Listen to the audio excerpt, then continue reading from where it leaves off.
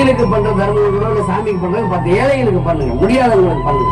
எல்லா தெய்வம் ஒண்ணுதான் அப்படிமே. நான் எனக்கு ஜாதியும் கிடையாது, மதமும் கிடையாது, நான் எல்லாத்தையும் வெறுக்கிறவன். எனக்கு ஒண்ணுதான்.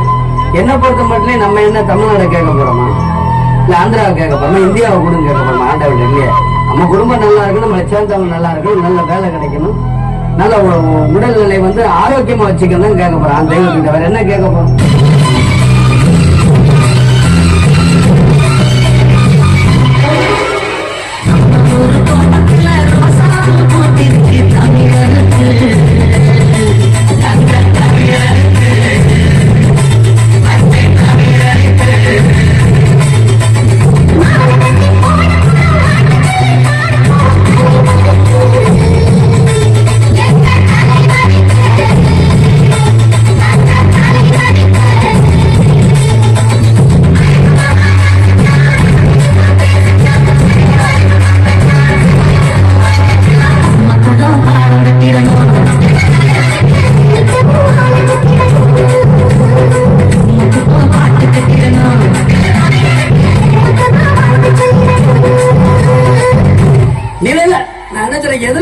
காசுலதானே நில உச்ச ஆக்கிரமிப்பு, நில உச்ச வரம்பு, நிலத்தை எடுத்துக்க, என்ன ஏக்கர் நீ எடுத்துக்க, மக்கள் கொடுத்தது எடுத்துட்டு போய் எனக்கு தேவையில்லை.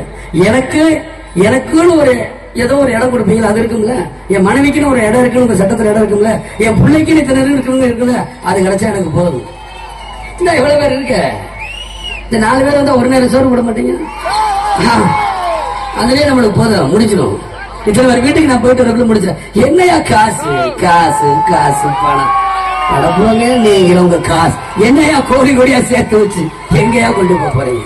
செத்தா கூட அருணாக்குடி அத்து விட்டு தான் உள்ளது கொண்டு போய் போறீங்களா? காசு கிடையாது, ஒண்ணு கிடையாது.